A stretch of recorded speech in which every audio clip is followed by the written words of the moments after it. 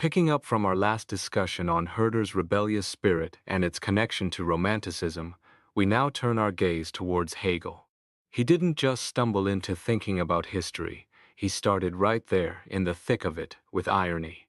For Hegel, history wasn't some straightforward narrative. It was a fundamental fact, something deeply paradoxical in how we consciously grasp it, and fundamentally contradictory in how it actually unfolds in human existence.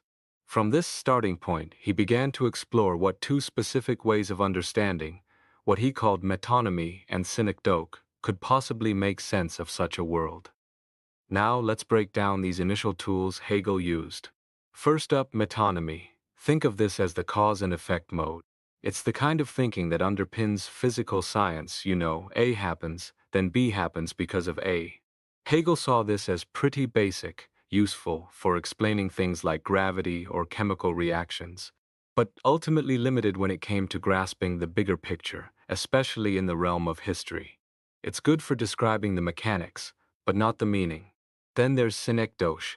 This is a bit more sophisticated. It's about seeing parts represent the whole, or the whole represent the parts. Think of saying the White House announced, meaning the US government. Hegel applied this to both nature and history. He noticed that both realms could be understood through hierarchies, species, genera, classes in nature, perhaps different forms of state, social orders, or cultural epochs in history. This suggested a way to represent reality as a structured system, a hierarchy. But here's the crucial twist.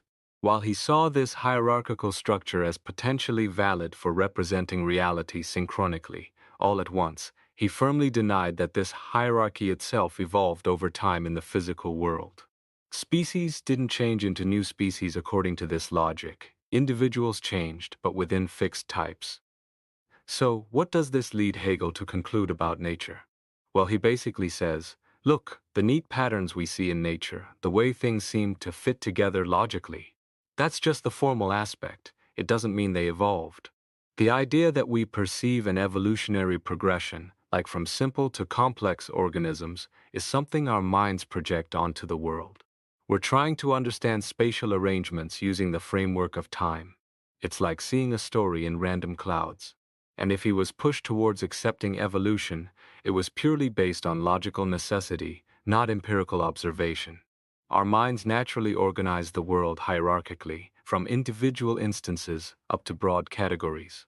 Speculation then pushes us to imagine a category of all categories, the ultimate form. But again, this doesn't imply a temporal unfolding. Each level in this hierarchy is just logically related to the others above and below it. Nothing actually came first. Evolution, in the sense of change across species over time, simply wasn't part of this formalist picture of nature.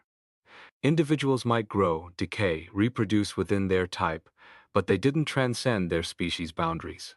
In fact, cross-species mixing was seen as degeneration, not progress. So, wrapping up his take on nature, Hegel essentially says that nature, as far as humans can comprehend it, operates through these two modes: metonymy for explaining changes, cause and effect, and synecdoche for understanding its overall structure, typologies, hierarchies. And crucially, he believed human consciousness was adequate to fully grasp nature using these tools. If you want to explain why a rock rolls downhill, use causal concepts, metonymy.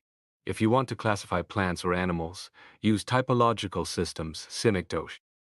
Reason and even aesthetic sense can guide us in applying these methods effectively.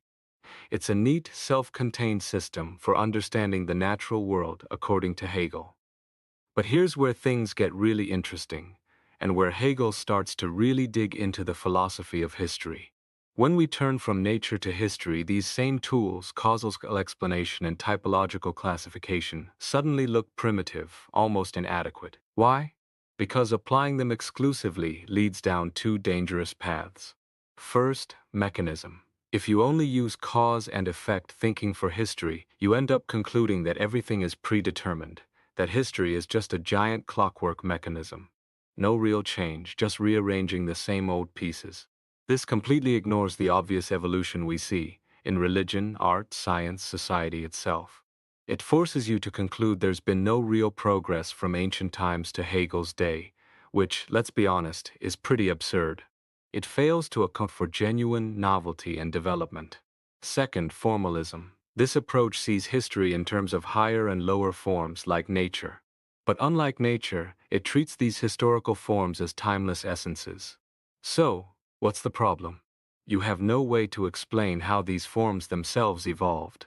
And even if you could observe historical progress, you'd have no standard by which to judge whether it was good or bad.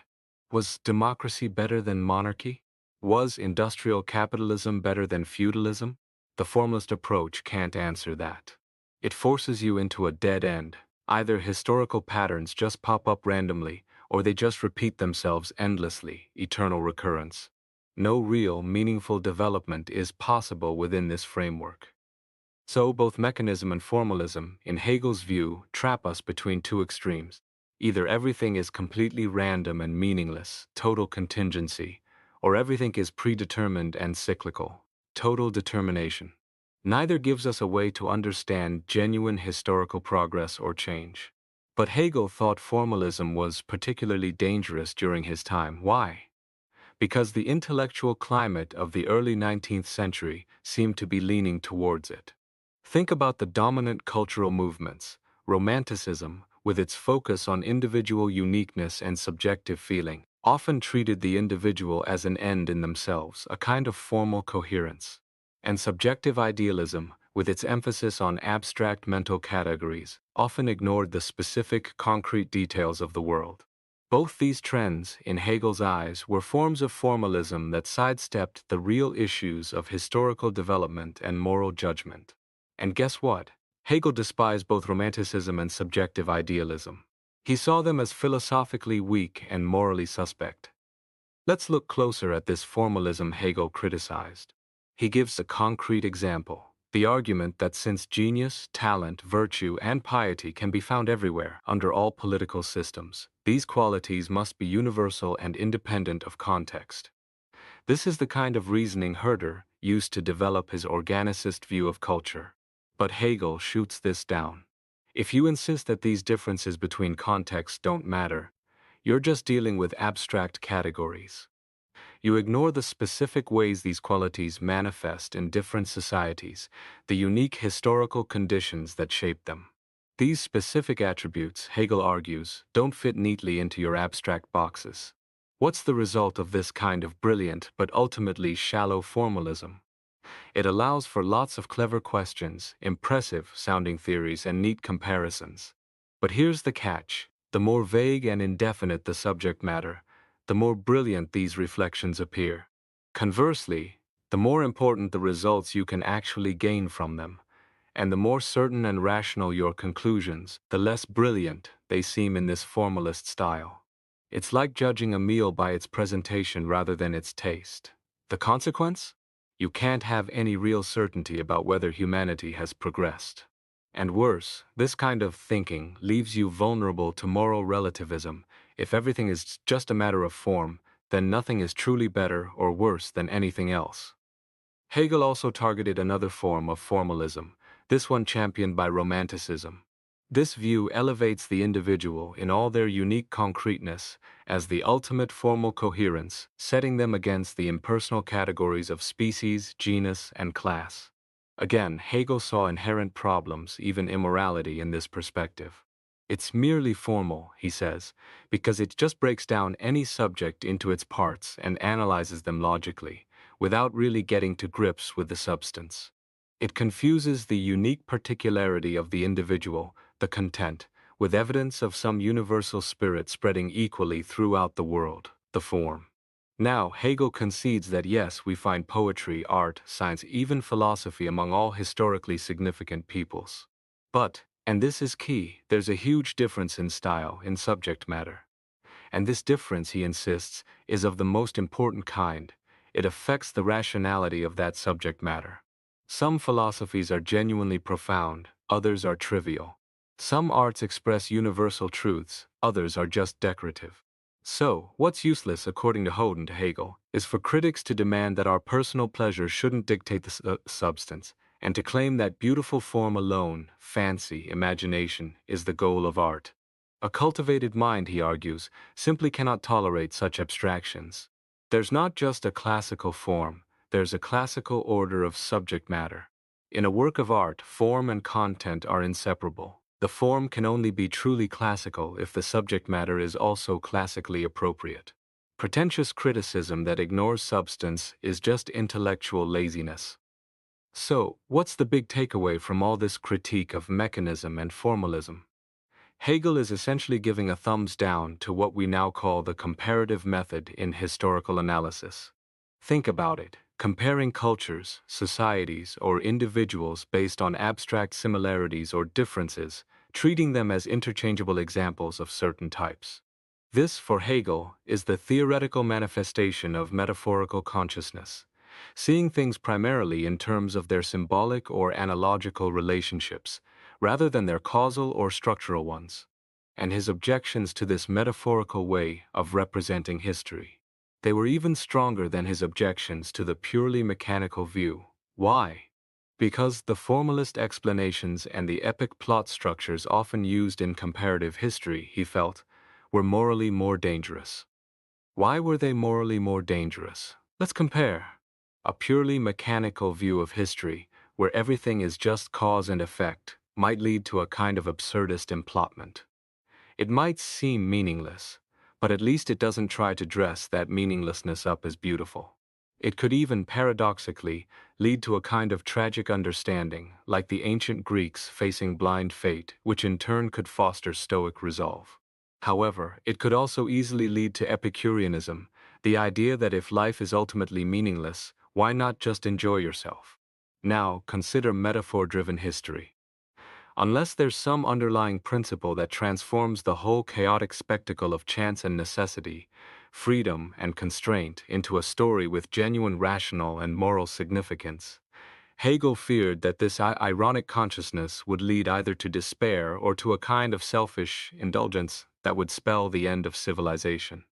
It's the danger of finding patterns where there are none, or worse, finding beautiful patterns in utter chaos. Okay, so Hegel had strong views on how not to do history. But what about how to do it? Interestingly, he explored this more deeply in his lectures on aesthetics than in his philosophy of history. While the philosophy of history aimed to establish a science of history based on reflecting on the works of historians, the aesthetics section delves into the act of writing history itself. He saw historical writing as a verbal art, governed by the imperatives of aesthetic consciousness. So, let's shift gears and look at what Hegel had to say about the craft of historical writing and the nature of historical consciousness itself, aiming to clarify his specific theory of the historical work. Hegel starts by defining poetry, contrasting it with prose. Poetry, he says, is older, more fundamental. It's the original imaginative grasp of truth. What makes it distinct as a form of knowledge? 4 key points. First, it hasn't yet separated the universal idea from its living presence in specific things. Second, it doesn't clearly distinguish law from phenomena or end from means.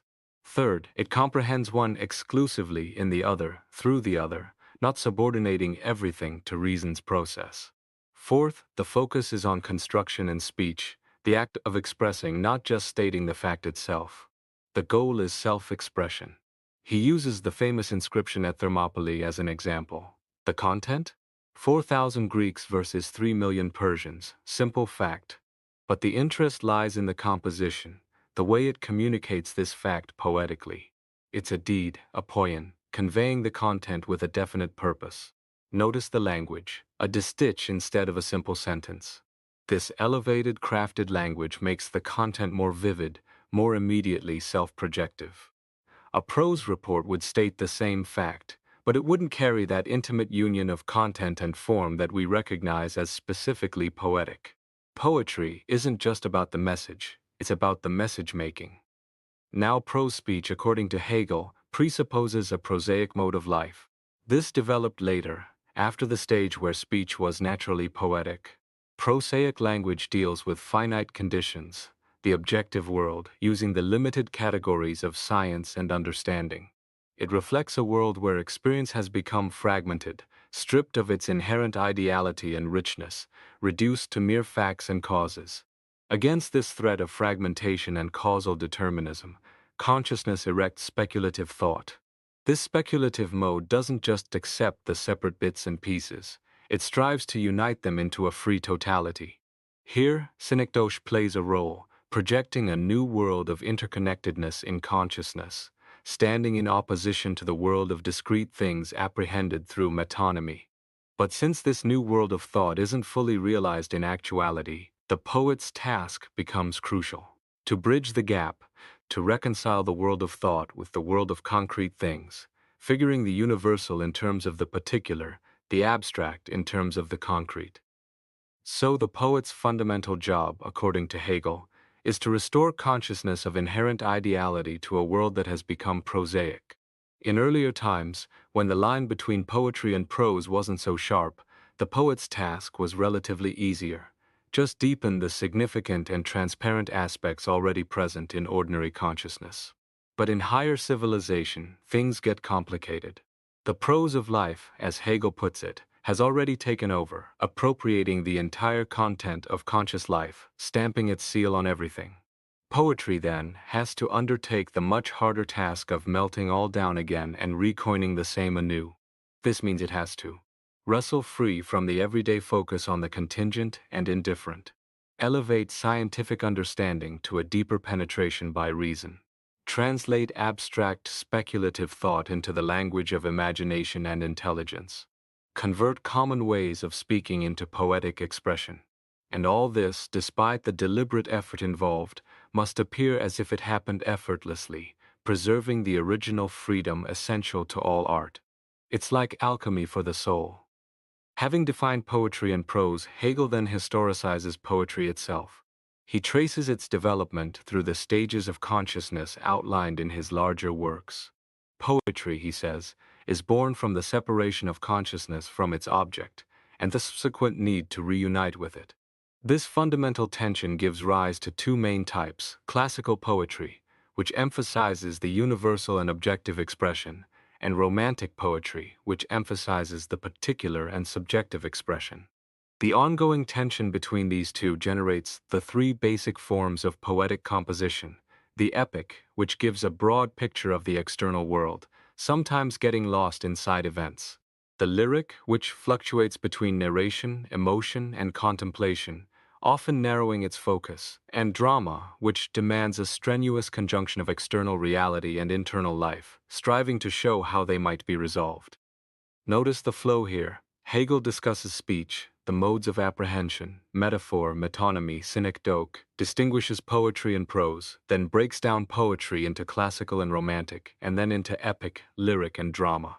And right after discussing drama as the art form striving to heal the split between subject and object, he immediately pivots to discussing history. Why?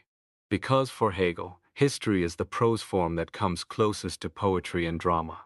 He explicitly states that history is the prose representation of that very dialectical interchange between externality and internality as it is lived. Drama, by contrast, is the poetic representation of that same interchange as it is imagined. And he leaves little doubt that the formal aspects of historical and dramatic representation are fundamentally the same. History is prose, but it's the kind of prose that breathes with the life of drama. So what does this mean for the historian? Hegel argues there's plenty of room for genuine artistic activity here. The subject matter, the evolution of human life in religion and society, the events and destinies of great individuals and peoples, is rich enough. But the historian faces a high bar: either achieve greatness in compilation or face complete failure. The core duty? Yes, reproduce historical fact, but more than that, bring this motley content, these events, these characters, before the reader's imaginative vision. The historian must create anew, make vivid to our intelligence with his own genius. It means the historian cannot simply be a dry chronicler sticking to the bare letter of the facts. No, he must strive to bring this material into a coordinated whole, to see the unifying concept that connects the single traits, occurrences, and actions. It's about weaving a narrative tapestry. What defines a great historical narrative, like those of Herodotus or Thucydides? It creates a clear picture of a nation, an era, its external conditions, and the spiritual greatness or weakness of those involved. But it does more than just describe. It asserts the bond of association, transforming the various parts into a comprehensible totality of ideal historical significance. How does it achieve this? By working both metonymically breaking down events into their causal components, and synecdochically seeking the coherencies and hierarchies that bind them together.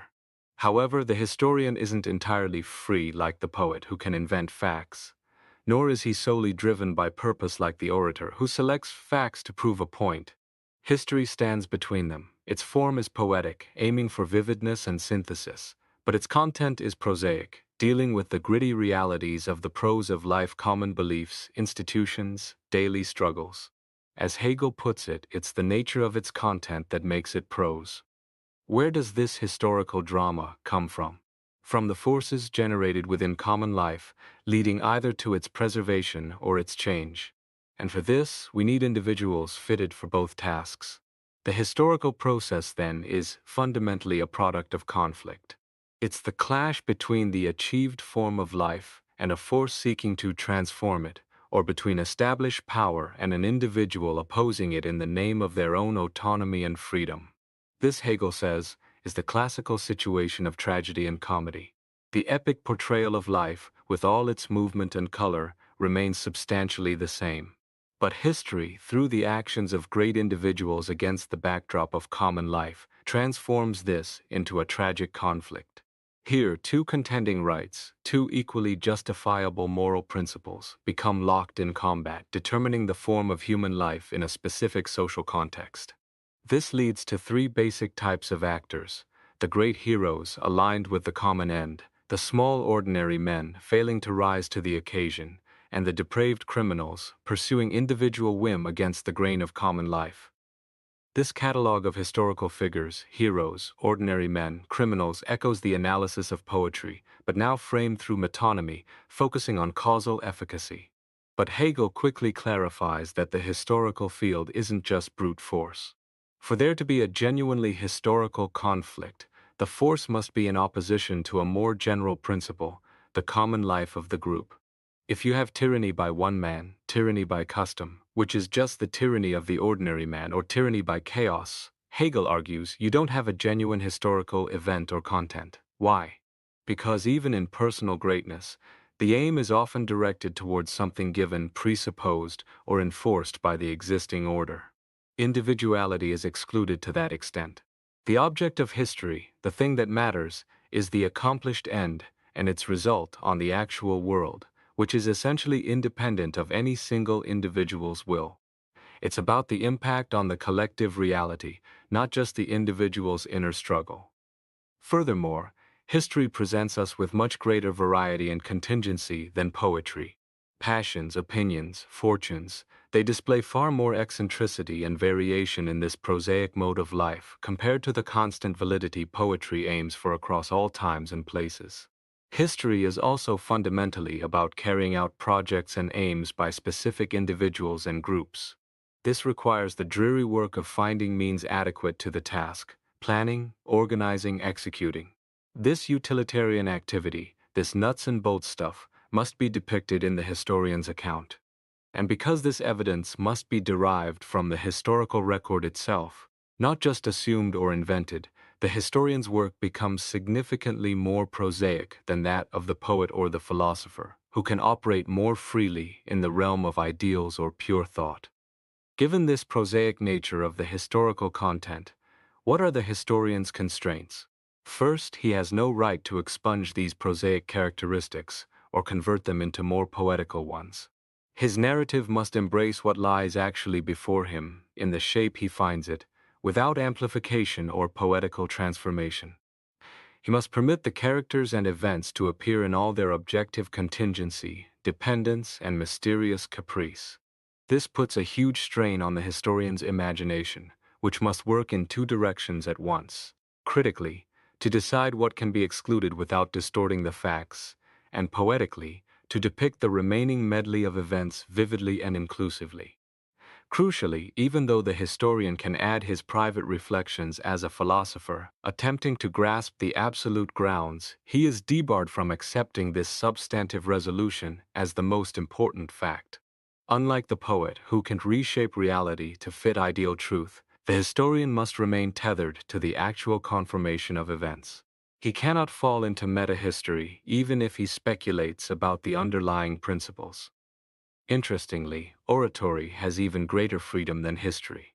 Since oratory is developed as a means to achieve practical ends, just as poetry aims for ideal ones, the orator is permitted to use historical facts selectively, shaping them to serve the argument. Now, returning to historiography, Hegel brings back his earlier distinction between original and reflective types. Original historiography, like that of Herodotus or Thucydides, is essentially poetic, creating vivid images of the past. Reflective historiography, however, is increasingly prosaic, marked by an awareness of the distance between the historian and the object, consciously trying to bridge that gap. Within reflective historiography, he identifies four species. 1. Universal history, most poetic, taking the whole known world as subject, fashioning it into a coherent whole via metaphor. 2. Pragmatic history, serves a present cause, using the past for analogies and lessons, moving from a poetic to an oratorical mode.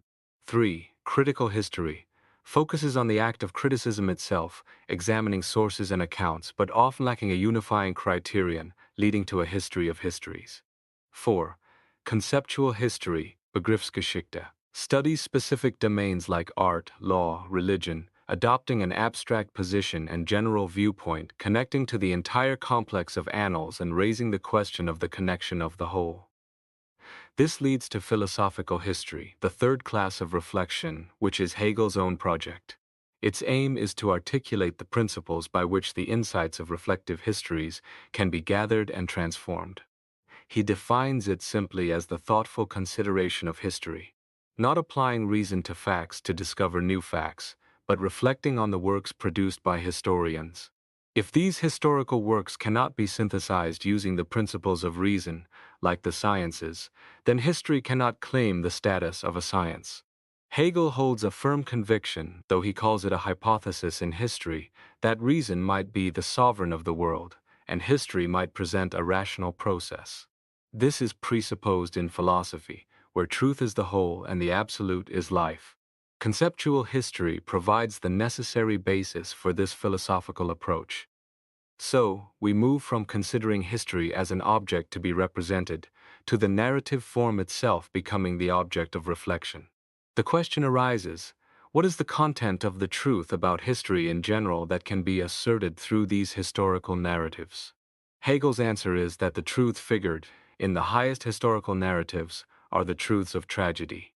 These tragic truths are only poetically figured in the histories themselves, whose content consists of the actual life dramas lived by individuals and peoples. Therefore, it requires philosophical reflection to extract the truth contained in the form of these historical accounts. Just as the philosopher of art studies various artistic forms, the philosopher of history studies the various forms of histories written throughout history, the formal systems used to represent the past. And these historical accounts, Hegel suggests, can employ different generic plot structures: epic, comedy, tragedy, and satire, or combinations thereof. But not all genres are suitable for historiography, according to Hegel.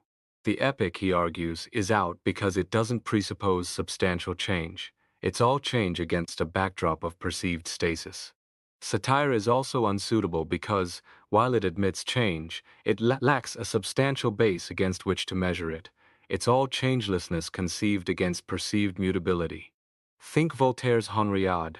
The mixed genre of romantic tragi-comedy tries to mediate between comic and tragic visions, but only formally, juxtaposing viewpoints without unifying them, leaving the world as fractured.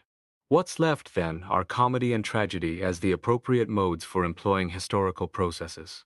Philosophical wisdom, when turned upon history, relates to historical wisdom in the same way the comic vision relates to the tragic vision.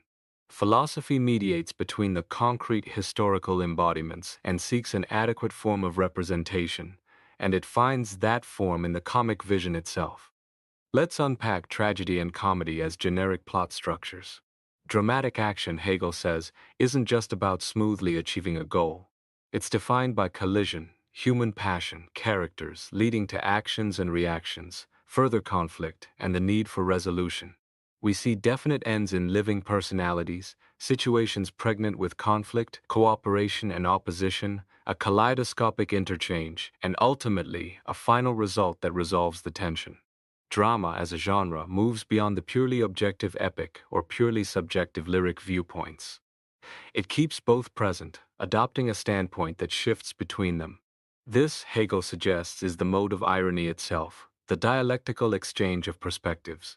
The goal of drama is to resolve the one-sidedness of these perspectives, to find a point where the characters discover their self-stability. Crucially, Hegel sees tragedy and comedy not as opposed ways of looking at reality, but as perceptions of the same conflict from different sides of the action. The content of tragic action is the same as history, the world of forces that justify themselves and are realized in human action. This is the world of family, society, politics, religion, a world that implicitly acknowledges both individual aspiration and collective morality. Tragic characters aren't just a varied collection like in an epic, they are personalities with unity, representing aspects of common life or striving for self-reliance. The conflict arises from either the common life resisting the individual or the individual challenging the common life. But tragic drama doesn't just focus on the conflict itself, it focuses on the condition of resolution that lies beyond it, where both the hero and the common life are transformed. In tragedy, individuals are thrown into confusion by the very abstractness of their noble volition, or they are forced to accept a resignation that runs counter to their deepest nature. Comedy, however, attains a vision of reconciliation as a victory of the holy personal soul life. Laughter resolves everything, through the medium of life itself. The basis of comedy is a world where man has made himself complete master of essential knowledge and achievement, a world whose ends are thrown awry precisely because they lack substance. The essence of the comic vision isn't satire's contrast between is and ought, but infinite geniality and confidence, capable of rising superior to its own contradiction without bitterness. It's a hale condition of soul, fully aware of itself, that can suffer the dissolution of aims without losing its composure. This is why comedy requires a more stringent resolution than tragedy. The contradiction between truth and its specific realization is more fundamentally reasserted. Comedy's task isn't to show the rational as perverse, but to show rationality ultimately allowing no standing ground to folly and absurdity, to false contradictions. Think of Aristophanes' comedy, which exposes spurious growth in democracy, not calumniating genuine ethical significance. This is the consciousness of the philosophy of history too. The individual asserts mastery over dissolution, remaining unbroken and in good heart to the end. Why does Hegel virtually deny satirical drama the status of a genuine genre? Because he believes it represents a failure to bring the opposing sides of human existence, the subjective and the objective, into any real resolution. Ancient satire and modern romantic tragicomedy might offer a juxtaposition or alternation of contradictory points of view, but they fail to achieve a mutual accommodation that blunts the force of opposition. There's a tendency in such drama, like in what he calls Valle's historiography, to resort to purely psychological explanations of character, or to make material conditions the sole deciding factor. The result? Nothing noble can be finally asserted or denied of noble men. Similarly, the historiography of the modern, romantic age seeks refuge from the reality of personality and fate by indulging in sentimental contemplation of psychological motives or material circumstances, avoiding the hard truths of the common life and individual destiny. Let's revisit these stages of historical consciousness. Original historiography, the product of historical consciousness in itself, corresponds to thinkers like Herodotus and Thucydides. They simply transferred what was passing in the world around them to the realm of representative intellect. They worked like poets, projecting emotions into conceptual images. They used accounts as ingredients, seeing no distinction between the history they lived and the history they wrote. Their mode was primarily metaphorical characterization, creating events as objects for Vorstellung. Their aim was a lifelike image of the events they knew. They lived in the spirit of their subject. This kind of original historiography is rare today, requiring a rare combination of talent, participation, and poetic ability, like de Retz or Frederick the Great. Then comes reflective historiography, historical consciousness for itself, which is aware of the distance between the historian and the object and consciously tries to close that gap. Within reflective historiography, Hegel distinguishes four species. 1. Universal history deals with the whole known world but necessarily reduces materials, leading to arbitrariness and fragmentary truths. It ascribes causes without sufficient reasons. It's the most poetic but flawed. 2. Pragmatic history serves the present using the past for analogies and moral lessons. But its authority is limited because each period is idiosyncratic, and pallid shades of memory struggle in vain with the life and freedom of the present. It moves from a poetic to an oratorical mode. 3. Critical history aims higher, treating the problem of bridging the past-present gap as a theoretical problem for intelligence. It criticizes sources and accounts to extract truth. But it often lacks a unifying criterion, focusing on the criticism itself, becoming a history of history. Higher criticism can degenerate into subjective fancies. 4. Conceptual history, Begriffsgeschichte, studies specific domains like art, law, religion.